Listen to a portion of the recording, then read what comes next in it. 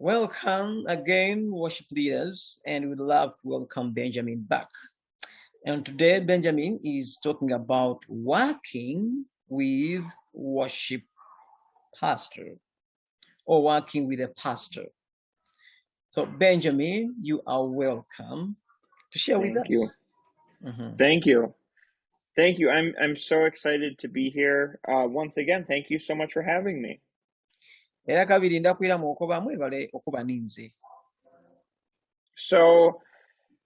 as a music minister, I have been blessed to work with amazing pastors, and I have been blessed to work with very challenging pastors in my career. Ng'omukulembeze w'abendi oba ng'omuweereza w'okwemba akoze n'abasumba bangi mwabo nga mulimu abakalu mwabo mulimu abaguvu. So obviously everything that I'm going to talk about is from my viewpoint, and it might be different for everybody. Byajja okwogera byekuusa ino ku ye era ne mu mbona ye kale biyinza okuba nga byawukana oba nga tebisobola akolera abamu ku ife. At the end of the day, two things are true. The first is our goal is to lead a worship service. Era enkomero y'olunaku wayirenga ebintu tibikukolere enkomero y'olunaku eri ndala kuba nga tukulembera okusinza n'okutendereza ekisooka. And the second is that we're both people. Ekyokubiri lwaluna tuli bantu.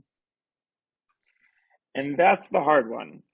We all have egos, and we all have songs we love and songs we hate, and just the hardships of life like to sneak up on us. Eyo ne kabiri nesinga buzibu eyokubiri kuba tulina ego, tulina twenda okubaako waigulu, tulina enemba de twenda, tulina seros de twenda okwemba, buli omu alina kyayenda okola ng'omuntu. Yeah, so you might work with a church or with a pastor. You might come in and that pastor loves a certain type of music and you hate it, or you might love a certain type of music and that pastor hates it. Oyinza okujja mu kanisa okwemba enemba aye nga enemba gy'oli kwemba ni sitayiro gy'oli kwemba omusumba tagenda, oba kabiri oba oli awo omusumba eyo sitayiro gy'ayenda okwemba n'ebyayenda okwemba kabiri nga iwe tobyenda mwatandika okukuubagana. But at the end of the day, you have 7 days to come to a compromise. Aye era enkomerero y'olunaku mu gy'okumaliriza ng'era mulina okutuuka ku ndikirizaganya. I have found in my own career that one of the best things that I can do is sit down with a pastor and we talk it out. Era ekyazwire mu buweereza bwe buno nti ebimu ku byasooka okola n'okutyama wansi n'omusumba baaba n'engeri gye boogeramu kubigemagana n'obuweereza buno obw'okwemba kubigemagana n'enemba. Within this conversation, I'm going to challenge you just as I challenge myself, and that's to advocate for your ministry. Buti mu luwayo lwaife luno oba mu kusoma kwaife kuno ajja kuba nga atusoomooza ng'era yeena yeesoomooza ku kyekuusa ku buweereza buno bwe tukola.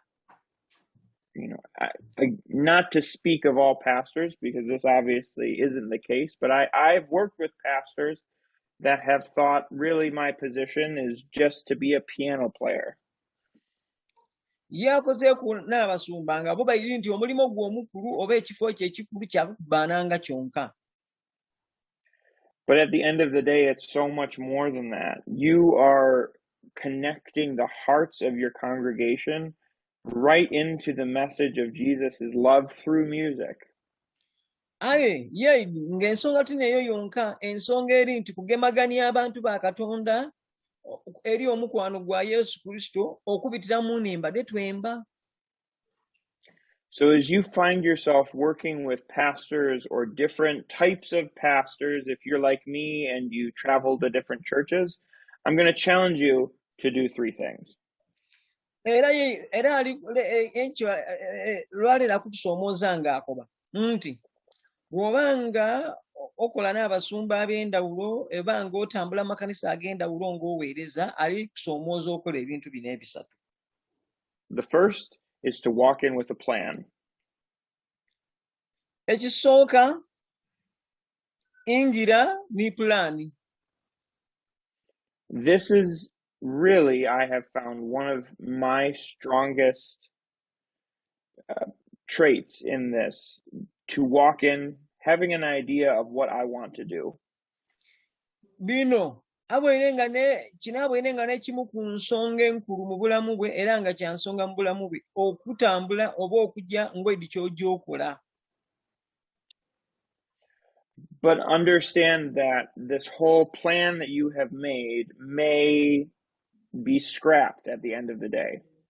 Tegeera nti enteekateeka eno gy'okoze olunaku olunaaweerako ayinza okuba nga efuuse scrap nga tekaakola.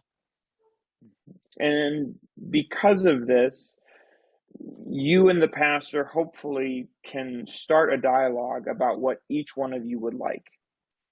Aye olw'ekyo osobola okuba n'akaseera k'okuwayamu ni musumba mwatuuka kundikizaganya buli omu kyayenda era mwaba naye gy'obikolamu. Every denomination is different as to how they view the pastor and the other staff relationship. Buli kanisa erina engeri gyegemamu ni gyebonamu omusumba mu byenkolagana yaibwe eri engeri gye babikolamu. I sure can. So this shows the pastor that you have a plan, because it is my belief that at the end of the day, the work that we as music ministers do is equal level of importance to some as the senior pastor giving the message. Laga omusumba nti olina pulaani oba olina enteekateeka kuba enkomero y'olunaku n'okakasa nti obubaka bugabibwa buba delivered. And if I've told this to a pastor, I've invited them to sit down and play piano. That's a skill that we bring to be able to lead in song, so we support one another in that. Era alina okwogera eri omusumba kuti nga ye mwene nti aida yakuba enanga tikukikuba bukube aye n'omu ku muwaatu ogwabitamu okuba nga aweereza Katonda. The second thing that I'm going to challenge you as you work with a pastor is to come ready to listen. Ensonga ey'okubiri nga okujja akola bulungi n'omusumba wo ida nga weetegeike okuwuliriza. I say this because if you're working with a new pastor who maybe you don't have a relationship with, you need to be open to new ideas. Ensonga lwaki ali kwogera kino nti oyinza okusinkana omusumba ng'okaalizimba nkolagana yo naye bulungi. So oyinanga obwongo bwo bwigule okuba ng'owuliriza okuva y'ali. I believe we as music ministers view the worship experience differently than maybe this pastor giving the sermon.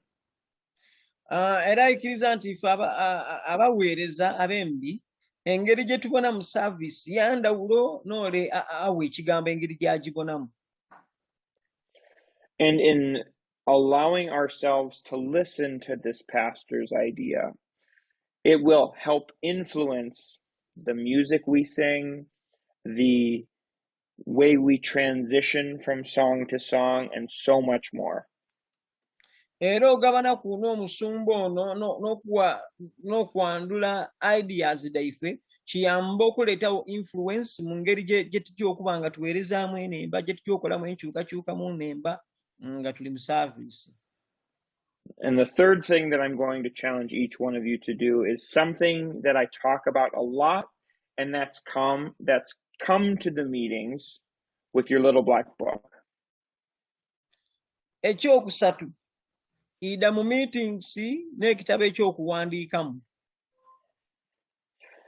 In this book, you have 8 to 10 to 12 songs that you could propose to this pastor that you could lead in worship.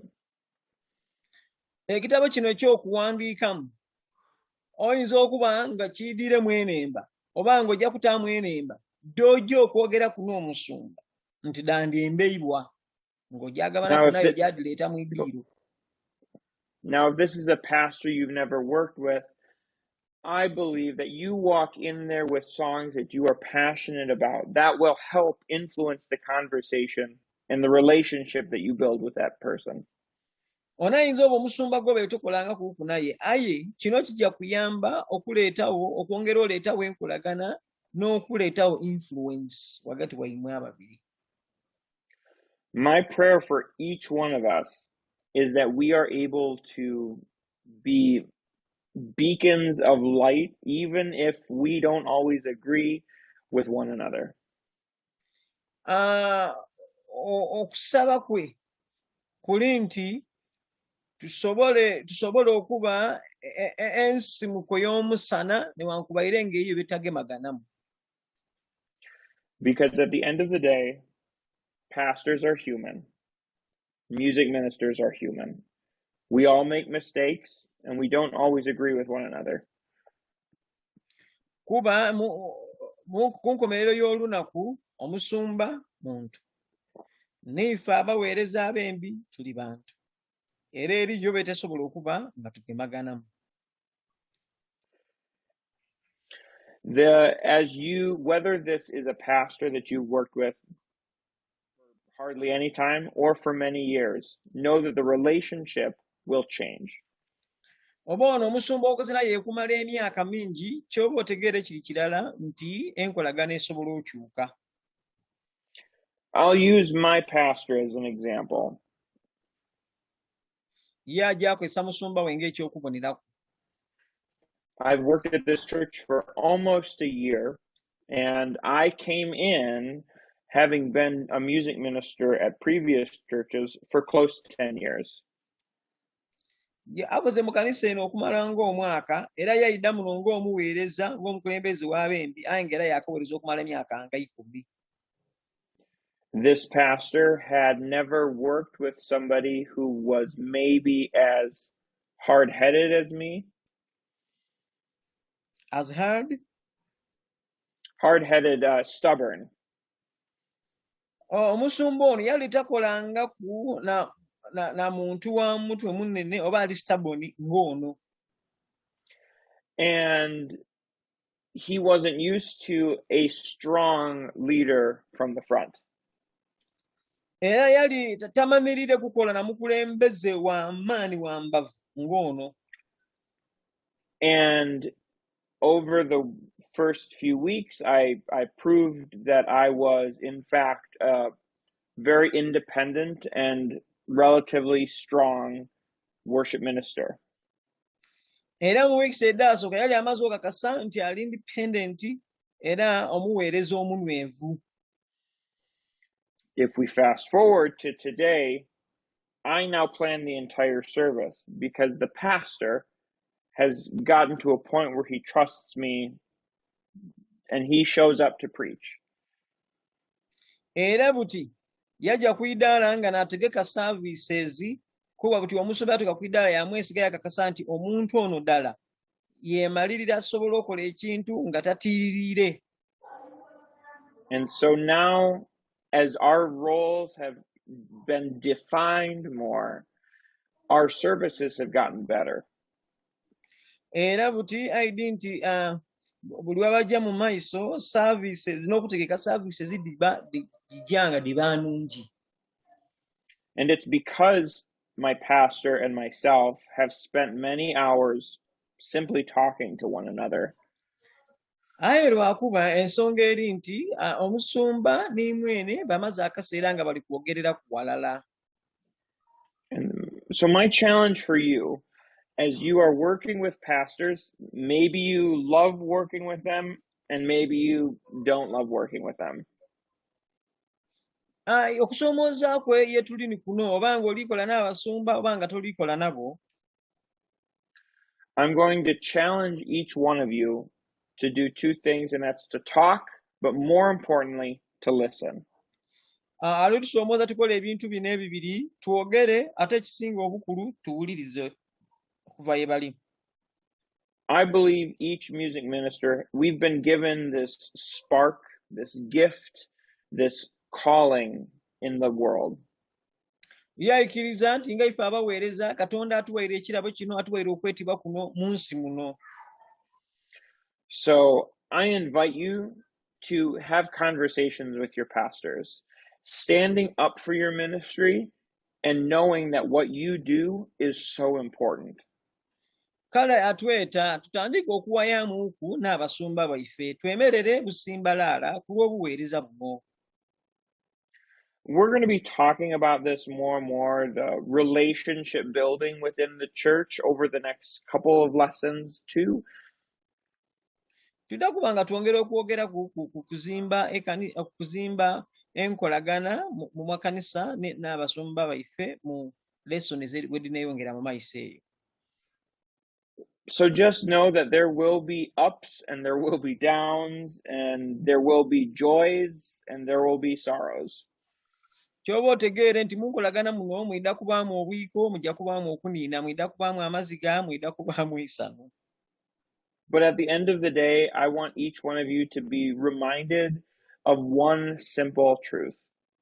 Aye enkomero y'olunaku nenda tube nga tuyidukira amazima amalala gati. And that's simply that God has given each one of you a calling in the world to share music. Era ensonga erindala nti buli kinoomu ku ife Katonda atuweera okwetebwa mu nsi muno era okupita mu kwemba yatuma omwagaanya tugabane n'ensi. So I invite you to remain steadfast and strong and know that there are so many of us walking alongside you in this journey of ministry.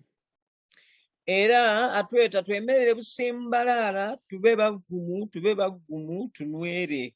Kuba ekindi bulungi nti buli omu aba ayamba mwine okwemera mu buweereza buno. So thank you so much once again for having me. I invite each one of you to continue walking boldly, and I look forward to hopefully connecting with you again really soon. Mwebale kunaniriza era mwebale kuba ninze era nsuubira ntuyidda kuba nga tugemagana mu biseera ebitali byawala, tutambule nga tuli bavumu, tutambule nga tuli busimbalaala, tuwulirize, tuwandiike, tuwayeemu n'abasumba baife basobole okutegeera endowooza daife, twena tutegeere edaibwe, awo tusobole okuba abaweereza abalungi mu makanisa.